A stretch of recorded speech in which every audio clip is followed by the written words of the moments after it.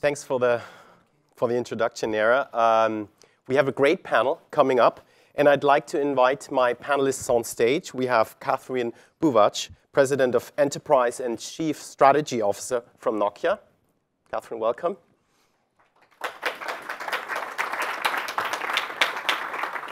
Please. We have Rima Qureshi, Executive Vice President and Chief Strategy Officer, Verizon.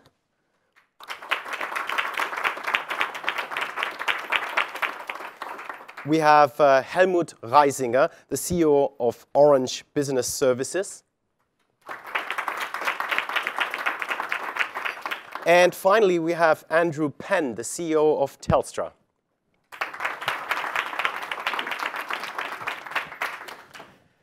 Thanks so much for joining me. We are talking about the opportunities that 5G will hopefully create for businesses in Europe and around the world. Catherine, I want to start with you as a sort of an umbrella expert, because your company obviously provides all the equipment that's needed to implement 5G. What is your view on this new technology, and how can Europe, because you are a European company, you sell globally, but I want to take this kickoff in Europe. How can Europe really benefit from this new technology in Europe's companies to start with? Well, thank you, Stefan, and thank you, I guess, for having us all here on the Bloomberg panel today. I would start and say that 5G, we've been talking about it for a very long time, and now the opportunity is really here. And what we've said already since a number of years is that 5G will enable the industrial revolution. So it's clear that 5G has to be a bit more, or a lot more, than mobility services. And I think when I look into talking with enterprise customers, I really do believe that these productivity gains that are spoken about are real. Operational efficiencies, process automation, all the way to dark factory operations to full autonomy, that is really what's coming. And maybe before we go to the deep depth of 5G technology, I think there are really two things. The one is the convergence of IT and OT technologies. Really, enterprises need to bring their enterprise IT services and the operations technology together. And that is not so easily done. And the other thing is, think about, we've heard Omar talk about digital. And I think about Amazon, Netflix, what they've done, transforming physical goods, books into ebooks, DVDs into streaming. That will not be possible, unfortunately, with Industry 4.0, meaning we cannot digitize a crane or a truck in a mine. That's just not possible. So what we will do is we will create these digital copies of the big machines or the robots, and that is what we call the digital twins. And what that has to do with 5G technology is that it all starts in connecting these sensors, these machines, these robots, these devices, the co-workers in the factories, in the mines, in the energy networks. And that is where ultimately we will need 5G technology because of the big promise of lower latencies or higher bandwidth capacities, et cetera. And without taking too much time from my dear colleagues, because you asked about Europe, I think there are a few geographies that are leading the industrial automation. I would say from our standpoint, it's clearly US. It is clearly Germany, where car manufacturing and many manufacturing opportunities are coming. It's Japan. And it's a few other geographies across the globe that are really leading the pack right now in terms of the fourth industrial revolution that we have to look into. Yeah, and obviously industry jobs are very important to every economy around the world. Rima, of course, as well in the US, but how important are jobs and digitizing the industry to keep the industry alive in those countries? I think obviously there is a concern of what, and I don't think this applies necessarily only to 5G. Sure. I think the issue of what is the future job market is an issue that we all have to think about. What are the jobs that will exist? What are the jobs that will disappear or change? I think all industries they can't stop the transformation. The transformation is happening. The transformation is something that we all need to be a part of, because if we don't embrace the transformation, we will be disrupted. So I think that's happening at various levels across various industries. The media industry is probably the first where we've seen that happen. Other industries are further down this chain, but they will all be transformed. So I think in that context, what will the new jobs look like? What are the new roles for humans, and what types of jobs will we have? What are the things that can be taken? I think the pace of change is so quick that we think we've laid the line in the sand on what humans can do and what technology can do, and that keeps shifting. But one thing that I think will probably not shift as much, and I think where the reality really is for our future, which is the augmentation of what machines can do to what humans can do. Already today, from a medical perspective, it is not possible for a human to absorb all of the medical advances, for example, in a particular field. So you would use a tool such as Watson to be able to digest all of the latest and greatest in terms of medical advances, but the empathy and the human aspect of what it means to understand that you have cancer or something, that will have to be provided by a human. And I think that is an example of how jobs are shifting.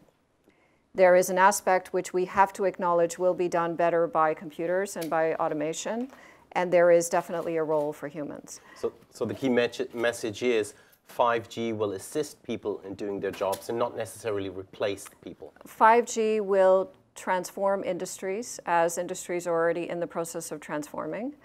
5G will enable new industries to be created, and I think 5G will enable new jobs to be created, but there will also be casualties along the way. But I think that isn't enough of a reason to say we shouldn't do it. We just have to figure out how we move along with the technology and what will be the needs of the new workforce. Yeah. Helmut, 5G, I've heard, can also be an opportunity for European telecom companies. Your business enterprise divisions have in the past sort of had troubles, I'm not speaking of Orange in particular, but industry-wide. So can 5G supercharge your enterprise divisions in creating new products, in creating new services, and creating a bit more excitement about what 5G can bring to these companies? Well, we at Orange Business Services, we believe that indeed the enterprise segment will be where 5G can fulfill its promise. And the promise will be in the light of the fact that the enterprises will be accountable in 2025 for the majority of data that will be generated. 2015 majority was us, the consumers, because we went all on smartphones, who generated most of the data. In 2025, 60% will be done by enterprises. This data needs to be captured. That's the IoT story and the promise of the 5G evolution.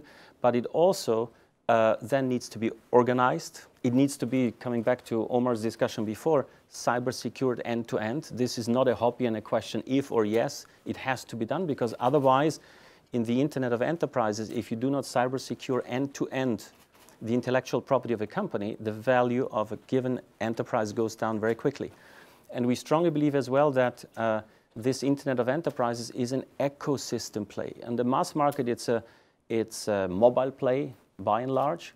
In the enterprise, it's an ecosystem play. And that's why we, and here I speak about us as Europeans, we need to change a little bit in the way how we learn very quickly. And therefore, we put a lot of emphasis on co-innovation, because the story about IoT and where it will play, I'm not speaking about mass market IoT. And I think a key word in the 5G adventure will be coexistence. There will be coexistence of different techniques.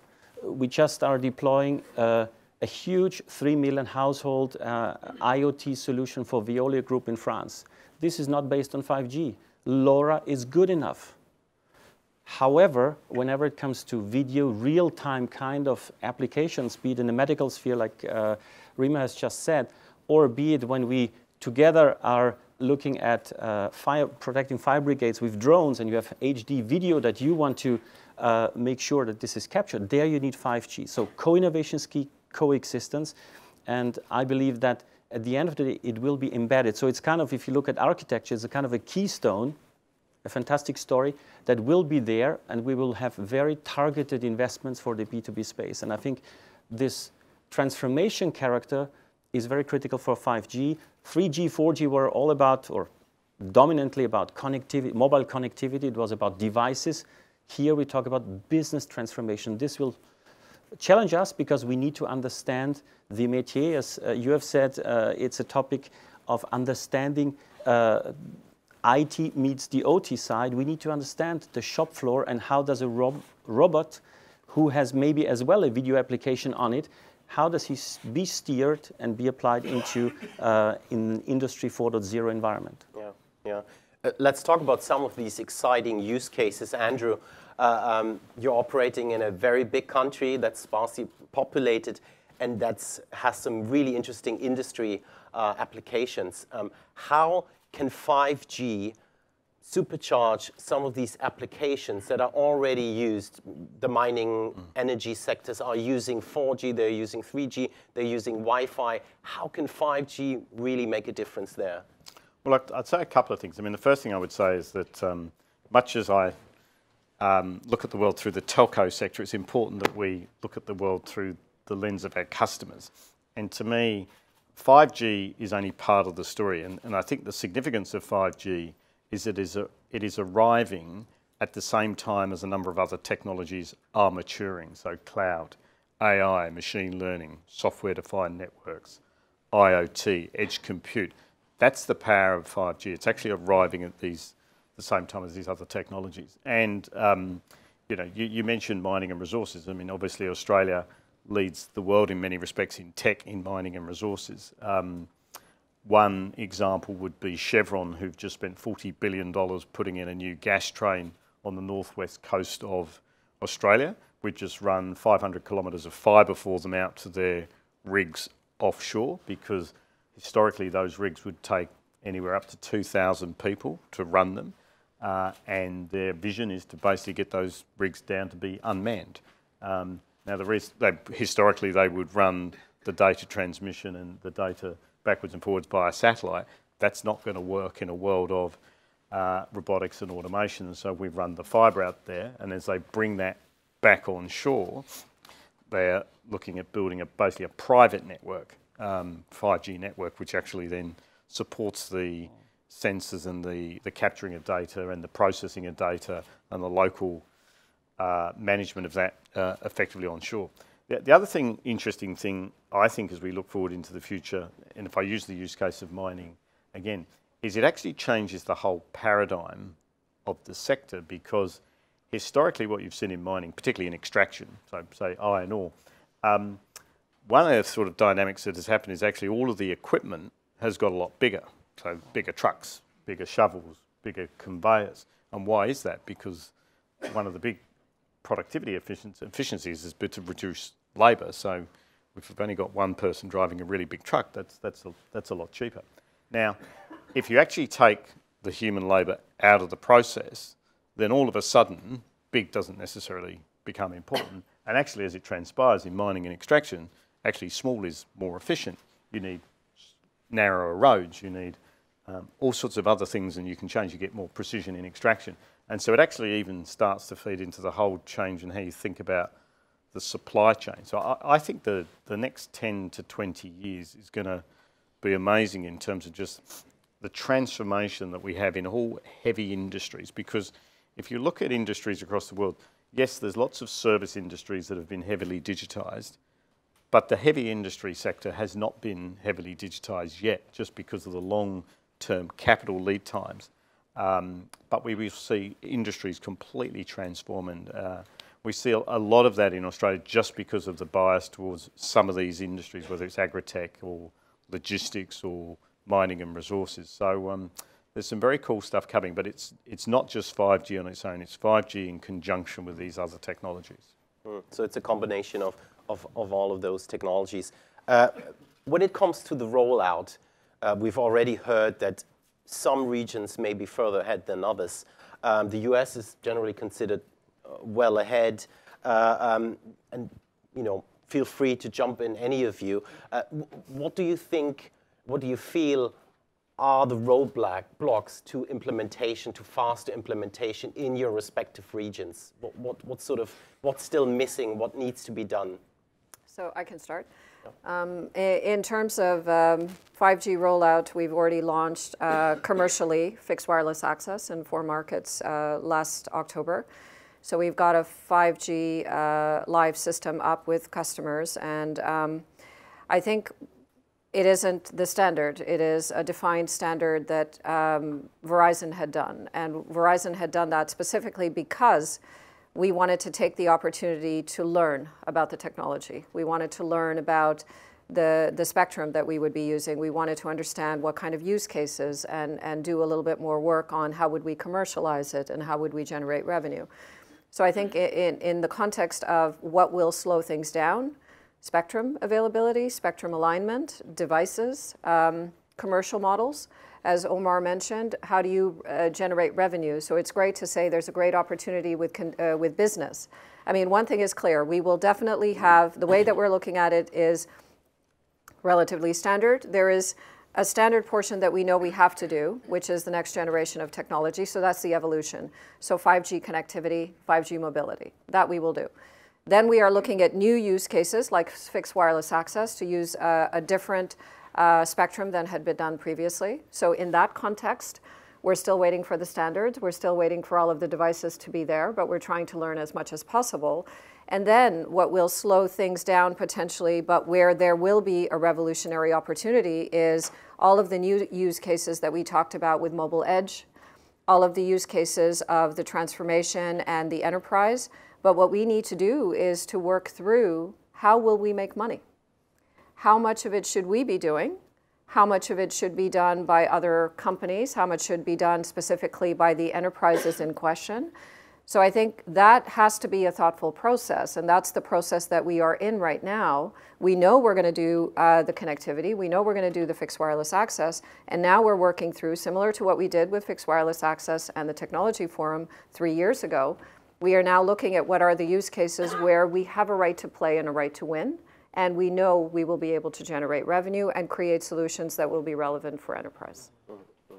That's the case in the US, yeah, Helmut, in the Europe. I think that all the players, even here on the panel, we find the right solution for a given country context. And that might be different in the US, then there might be different in Australia, or for us in Europe. I think the Europeans, or we, are generally less good in marketing ourselves. Independent of geopolitics that are, of course, at question. But for example, we will also have 17 cities across Europe equipped with 5G. For us in the B2B space, what is the thing that drives us at the moment is really in our priority areas that we have defined, which is the e-health space, which is the Industry 4.0 space, which is smart cities.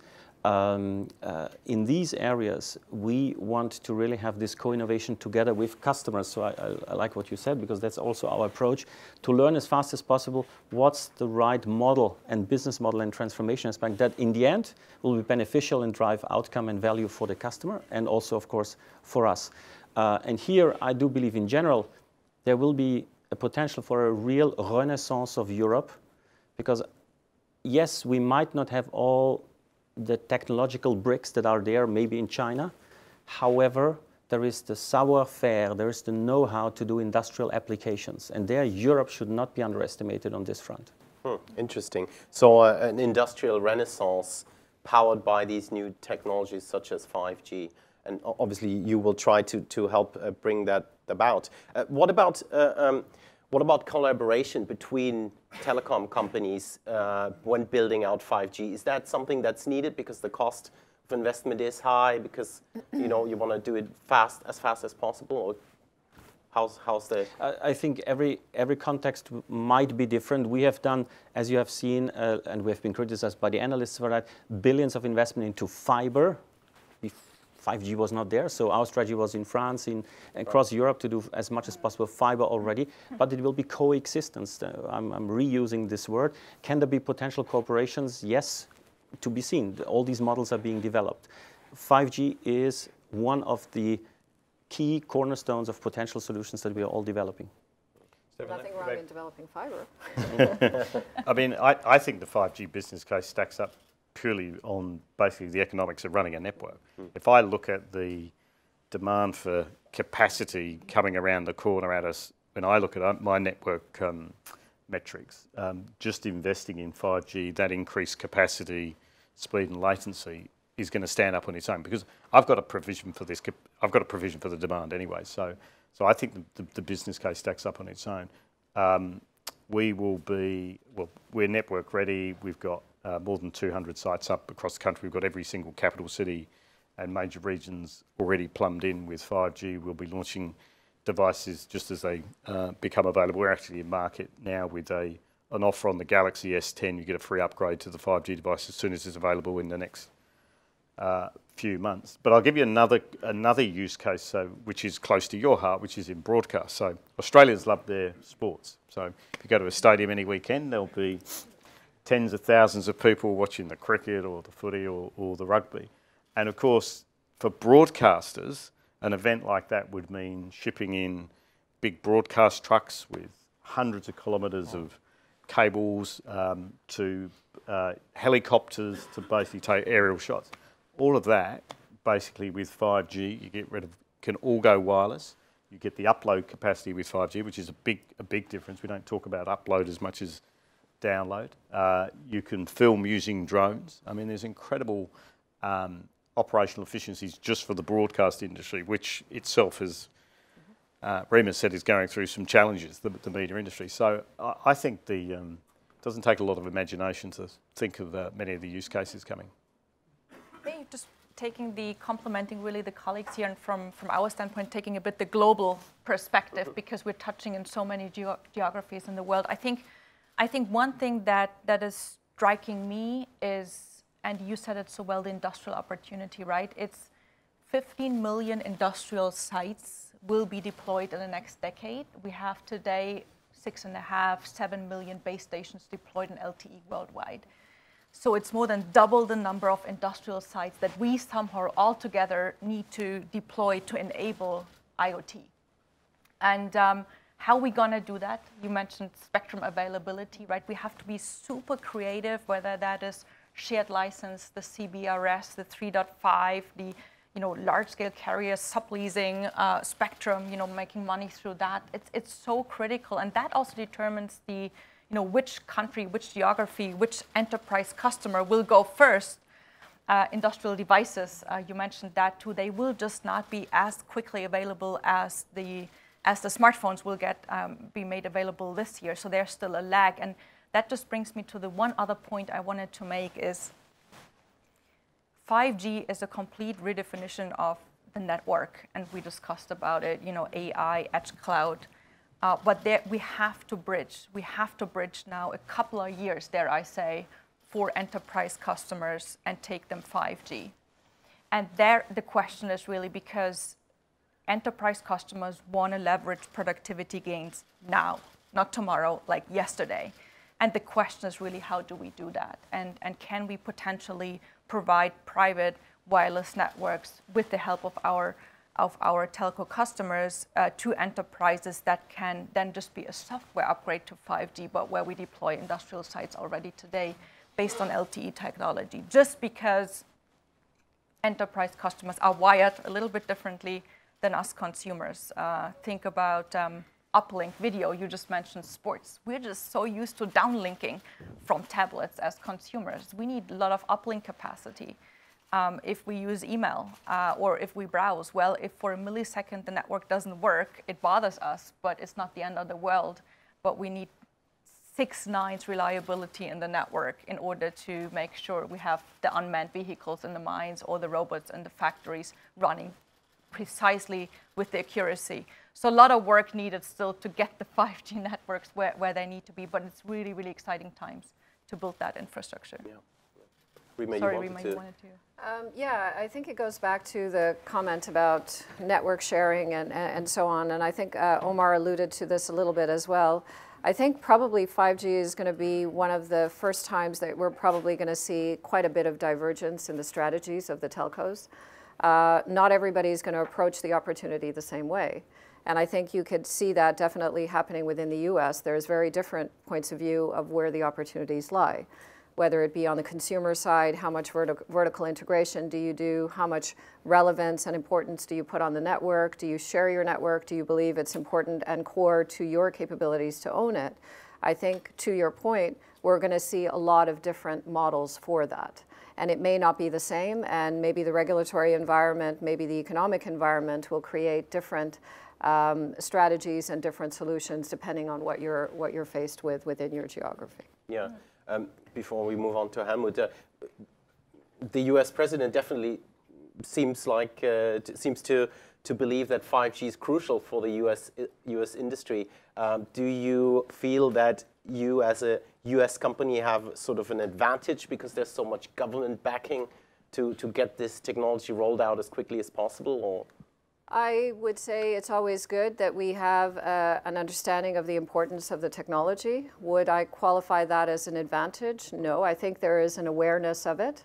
I think our objective, and keep in mind, we've been working with 5G now for many years, and this was with the previous administration as well as the current administration and any future administrations. Right. So I think from our perspective, we continue to do what we believe is right for us. Yeah, and what you wanted to jump in? I wanted to say something about this industrial opportunity. I believe there, as there will be so much data generated, and 5G will be a fantastic vehicle to take use of it.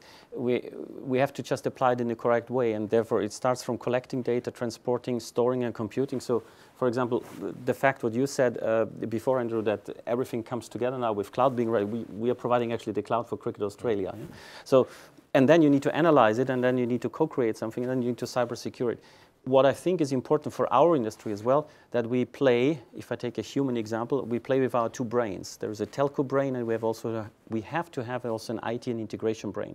Because if we want to do what you have said before, that we are accompanying the journey from a customer to go from a factory shop floor application that is based on LTE, for example, then on to 5G, this needs a journey. It is a journey, and it needs accompanying. It needs consultancy effort, and it needs the integration capability, as well as, once again, the understanding of the nature of the business of the customer. I think there we will have to step up as an industry in order to really capture and harness the value of the 5G opportunity. Yeah. Have European regulators done everything right in the past mainly when it comes to spectrum? I mean, spectrum is the currency you guys need to implement a working 5G network. Well, let's put it this way. Have done everything right. There are different models. You have seen the Italian model, which probably is not Nobel Prize winning in the long run, but it's a model, and the rest we will see. I think Europe is learning as well, yeah. And I'm pretty sure that given the specificities of our markets, we will continue to provide best-in-class services as well to our enterprise customers. Yeah, great. Thank you so much for a very interesting and exciting panel. We've certainly learned that the Western world hasn't lost in the race of 5G yet against the big Chinese giants that are always considered to be charging ahead. So lots of interesting use cases around the Western world, around Europe and Australia and the US. Thanks so much to my panel. And yeah, let's give them a warm round of applause.